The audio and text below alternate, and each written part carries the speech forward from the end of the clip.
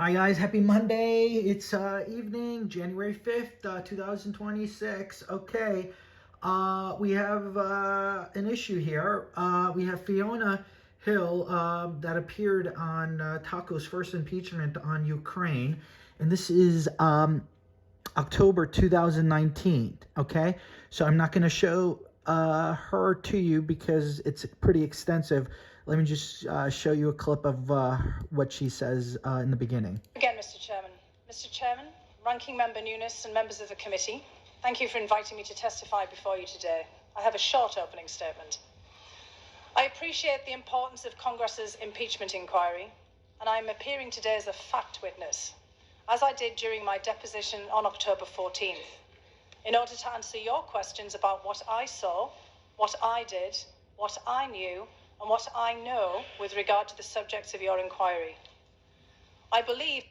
Okay, so we want to stop there. We have the full deposition. It's more than 446 pages, and you can see the date, October 14, 2019. So it is not 2026. This is the first impeachment. And so the reason why this is important is just go to Venezuela.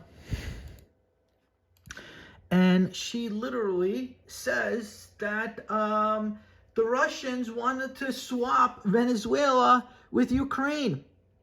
Okay, this is before they took over Ukraine in 2022. Just so you understand. So they wanted to do a swap. Okay, right here. Very strongly a swap agreement between Venezuela and Ukraine. Russia wanted to have this swap. If you go further, okay, it just gets more crazy. Okay, talks about Venezuela. Okay. And then this is interesting right here. Our buddy, Rudy Giuliani. Guess what? Rudy Giuliani was in Venezuela.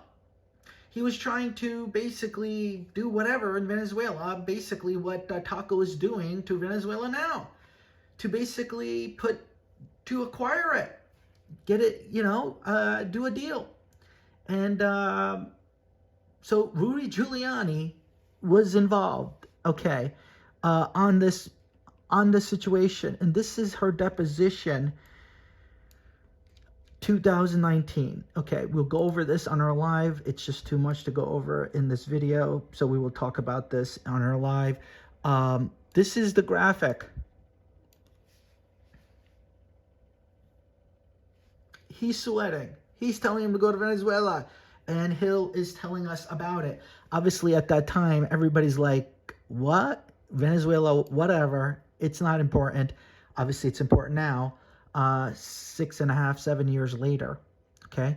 So here it is, guys. Let me just give you the readout of this. So this is important. This this hearing and this full deposition from the hearing I have. So if you want it, just let me know. I can bring it to your attention.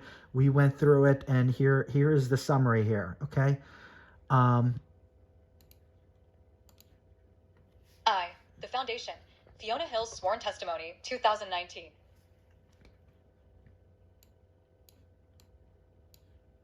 Okay, stuck. Fiona Hill, testifying under oath during the first Trump impeachment, established facts that now read as a warning. 1. Russia explicitly linked Venezuela, left-right arrow Ukraine. Hill testified that Russia, publicly via Russian press articles and privately via diplomatic and analytic channels, floated a swap logic. If the U.S. invoked the Monroe Doctrine in Venezuela, our backyard, Russia would demand deference in Ukraine, our backyard. The signal was explicit enough that State Department officials were publicly asked whether Hill had gone to Moscow to negotiate a Venezuela-Ukraine trade. Key implication, Ukraine was already a non-negotiable Russian objective during Trump's presidency, not something triggered by Biden or 2022.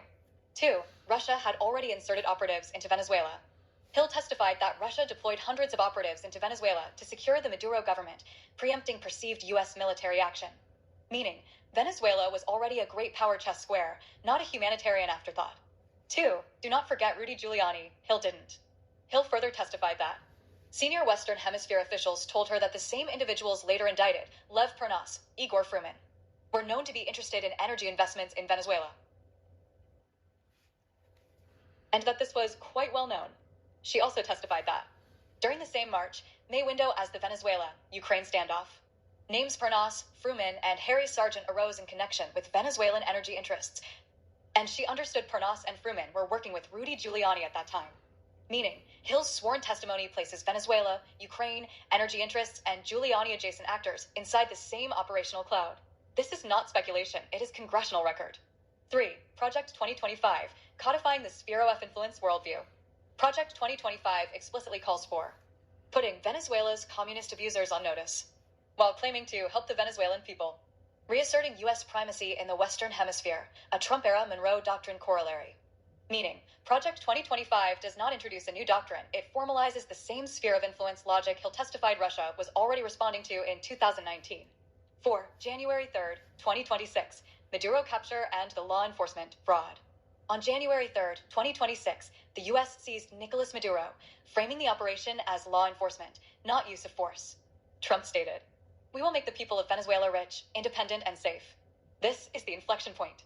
The U.S. collapsed the distinction between war versus policing, force versus law, sovereignty versus arrest. This is more destabilizing than Iraq, because Iraq was at least labeled war.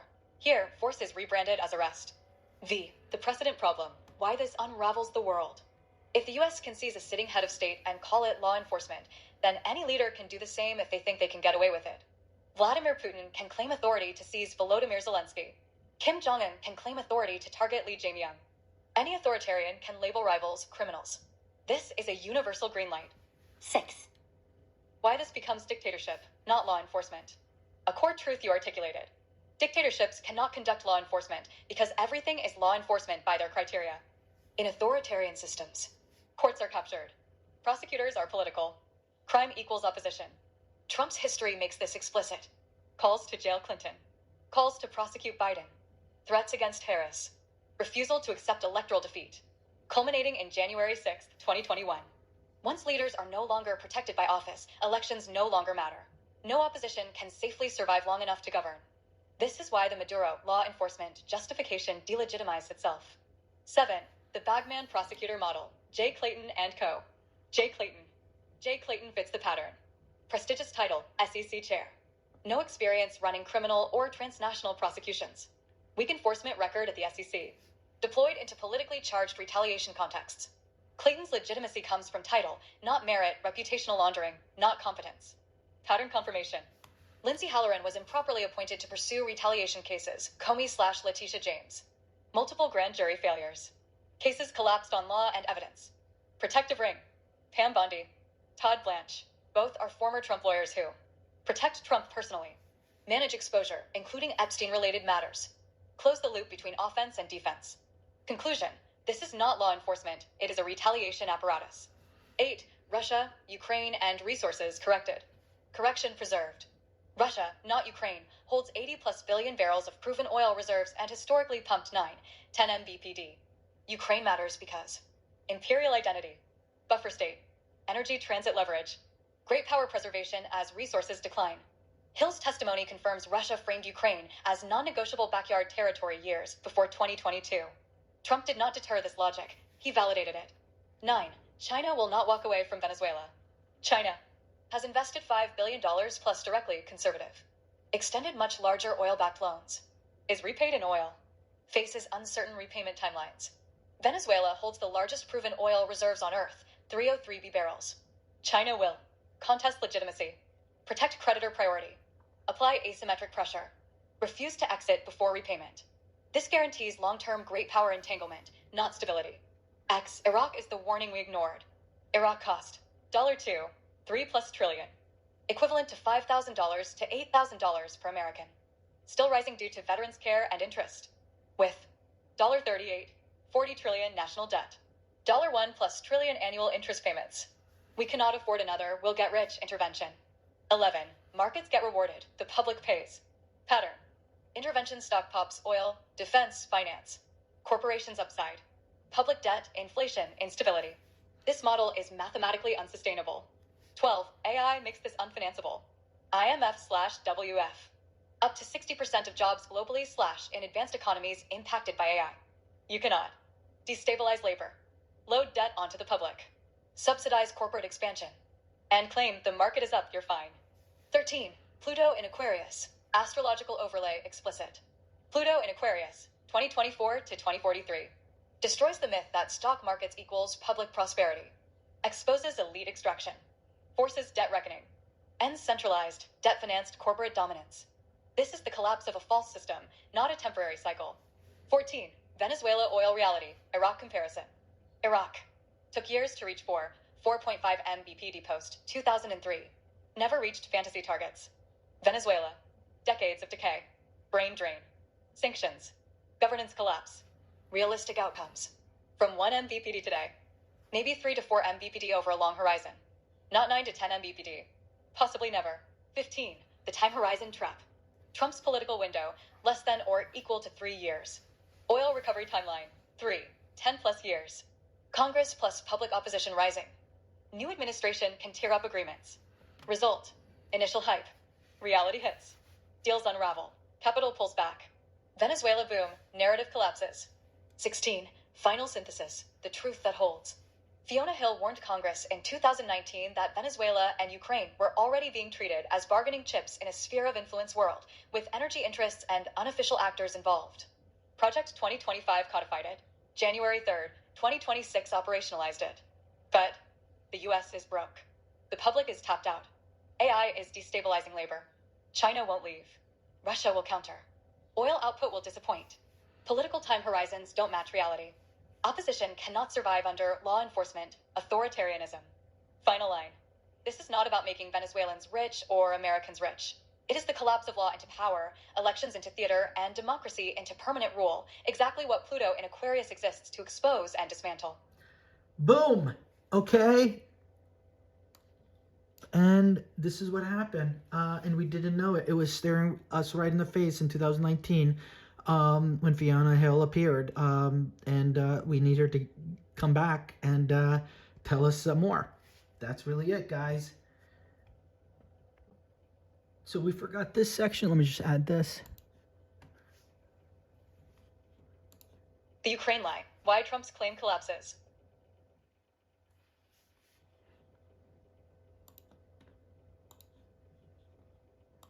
Trump repeatedly claims, the war in Ukraine would never have happened if I were president. Hill's 2019 testimony destroys this claim. During Trump's presidency, Russia already demanded deference on Ukraine. Russia already linked Ukraine to Venezuela leverage. Russia already framed Ukraine as non-negotiable. Conclusion, Ukraine was not prevented by Trump. It was already demanded under Trump. This was 2019, not 2026. Okay, so he can blame Biden all he wants. It's not true. It's a lie, just like everything.